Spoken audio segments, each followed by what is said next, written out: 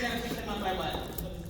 Today's Tuesday. Is it Wednesday or Tuesday? Tuesday. So, 3 o'clock. Okay. Well, thank you guys for having me here. I was like, what do I talk about? What's about me? To share with you ladies. Because I've always wanted, every time you go to a summit and you go to a conference, they get up here and they tell you all the bells and whistles about the glorious side of running a business. Well, there's no glorious side. That's it. Especially when you're a mom. So as you guys know, I am a widow. My husband passed unexpectedly back in 2018. At that time, I had 3 kids under the age of 5. Yes. Now we survived that. We're going in another season of our lives. Preteen, mom doesn't know anything. Business is growing. Trying to figure that part out. So after my husband passed, 2 weeks afterwards, my job, who I started working with from the time they broke ground on their school, built their business from parent handbook, employee handbook, I did everything. The owners were absent. 2 weeks after my husband passed, I get a phone call. We think you should stay home with the kids. Excuse me? I have no income. No income. What am I gonna do? Well, you know what I did? It was October 31st, Halloween. I poured me a glass of tequila in a Yeti's cup. I looked at my 3 babies and said, let's go trick-or-treating. We just moved into this neighborhood. I didn't know anyone. No one. We walked out, we started trick-or-treating. My kids was like, Mom, let's go. My daughter, let's go. Okay, we're gonna crawl behind them. Let's go. And I started talking to everyone in the neighborhood. Because now I have no income and I have 3 kids. After I put those kids to bed that night, I went on the patio and I cried my eyes out. I said, Lord, you wrote this story. I need to see the next page. I need a sneak peek. I need to figure out what I'm gonna do. He said, you know that business you started in 2010, you keep pushing aside, I'm gonna need you to start running. Huh? I don't run where? Where I'm going? Get up and run. I said, okay, let me go and pull everything back out that I put aside. Opened it up. I just start from the beginning. Next day I sat down with my mom and I said, Mom, I'm not going back to work. She was like, girl, what are you talking about? I said, I'm not doing it. You wanna know why I'm not doing it? Because no one's gonna understand the dynamics of my family.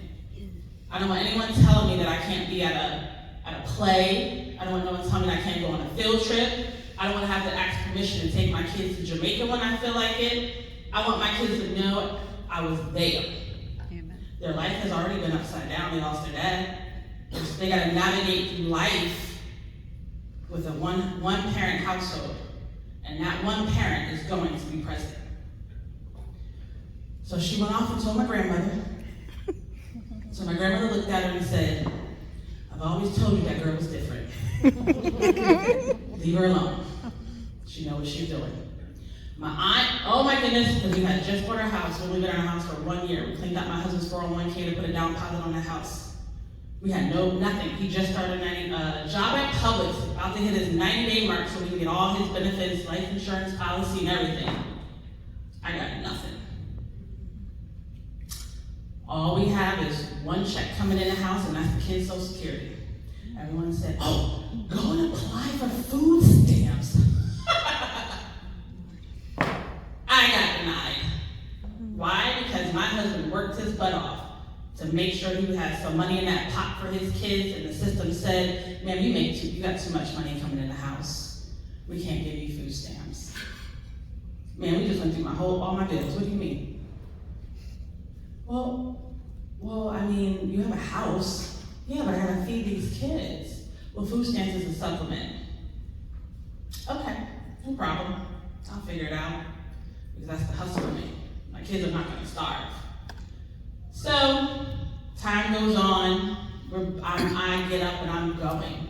network after network after network after network. My goal is to make sure before I leave out of a room, people know who I am. If it's not me personally, it's my business. I'm searching social media, I'm finding people that I've been following. Where are you at? I see your success, I want to be where you are. Because that's how you grow a business.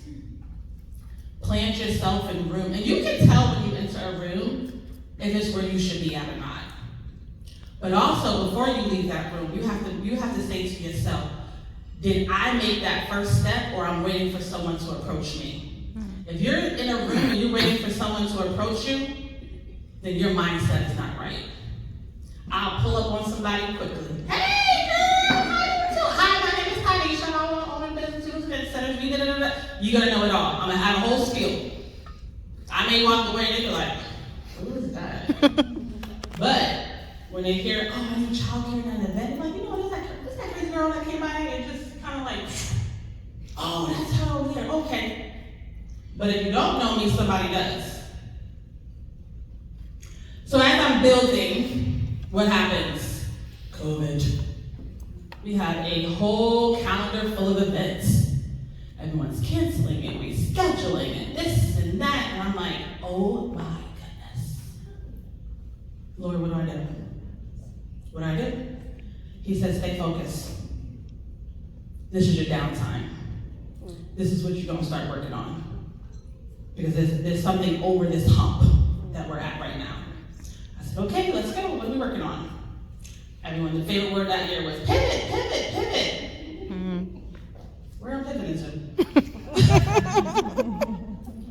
I started looking on social media, other companies that were in the same area that I was in and what they were doing. I'm like, I'm not teaching nobody kids. They only doing two. I'm not tutoring. I don't even tutor my own kids. I pay somebody.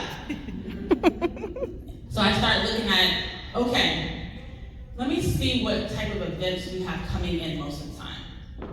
We have weddings. All right, you know what I'm gonna do? I'm specializing in weddings. And he said, yes, you are. Let's start building. So I spent that whole time during COVID spending time with my kids, talking to them, explaining to them, but I'm explaining to them about what mommy's doing. Because the one thing that I do know and I do believe and I encourage all moms and everything is that we're doing it for our kids, yes. But do they understand what we're doing?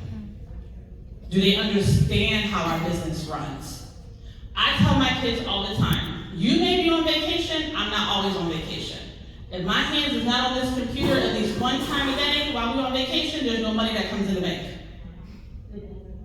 Because mommy doesn't go on vacation. I'll take you, we'll go cruising. But one day on that cruise, I may have to send a contract, or I may have to follow up, or I may have to take a phone call. That doesn't mean that I'm absent. That means I have to keep the money to keep coming in the door. Yeah, I like cruising, and they like cruising. My daughter told me, we have a